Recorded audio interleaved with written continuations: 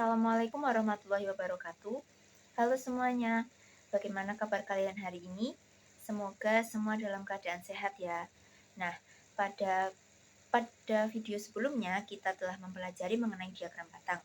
Untuk video kali ini kita akan mempelajari mengenai diagram garis. Nah, sebelumnya Ibu ingin bertanya nih, kalian semua pasti memiliki ponsel kan? Nah, dalam ponsel itu biasanya terdapat perkiraan suhu. Apa sih hubungannya perkiraan suhu dengan diagram garis? Nah, sebelum itu Ibu akan menyampaikan tujuan pembelajarannya. Untuk tujuan pembelajaran yang pertama adalah peserta didik mampu menganalisis hubungan antara data dengan cara penyajiannya menggunakan diagram garis dengan tepat. Yang kedua, peserta didik mampu menyajikan dan menafsirkan data dalam bentuk diagram garis dengan benar. Nah, diagram garis itu apa sih? Diagram garis adalah visual data yang berupa garis diperoleh dari beberapa ruas garis yang menghubungkan titik-titik pada bidang bilangan. Penyajian data dalam diagram garis umumnya digunakan untuk menggambarkan keadaan data yang serba terus atau berkesinambungan. Seperti diagram batang, diagram garis membutuhkan sumbu datar dan sumbu tegak yang saling tegak lurus. Nah, tadi Ibu sudah menyinggung mengenai perkiraan suhu. Apa ya hubungannya perkiraan suhu dengan diagram garis? Untuk gambar yang sebelah kiri, kita lihat itu merupakan gambar perkiraan suhu pada pukul 6 sampai pukul 14 siang yang terdapat pada ponsel Ibu. Kita lihat pada pukul 6 itu suhunya 22 derajat, kemudian pada pukul 7 suhunya 24 derajat, dan seterusnya sampai pukul 14 siang itu suhunya 32 derajat.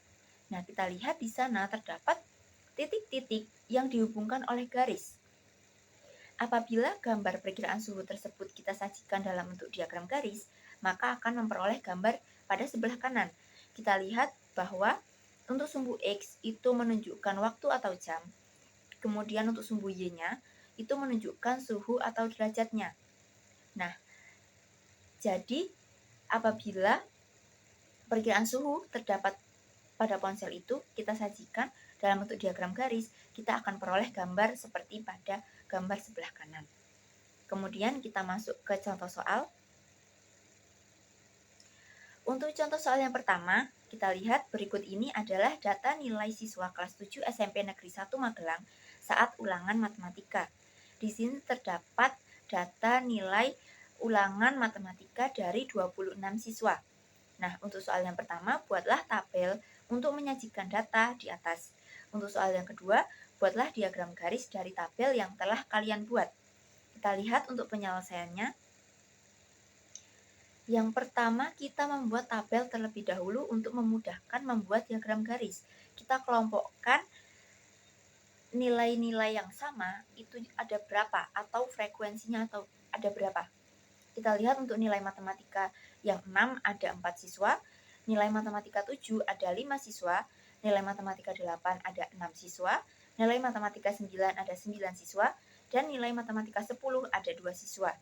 Apabila data tersebut yang terdapat dalam tabel kita sajikan dalam bentuk diagram garis, kita akan peroleh gambar seperti sebelah kanan. Atau untuk menjawab soal nomor B, kita membutuhkan data-data dalam tabel pada soal nomor A.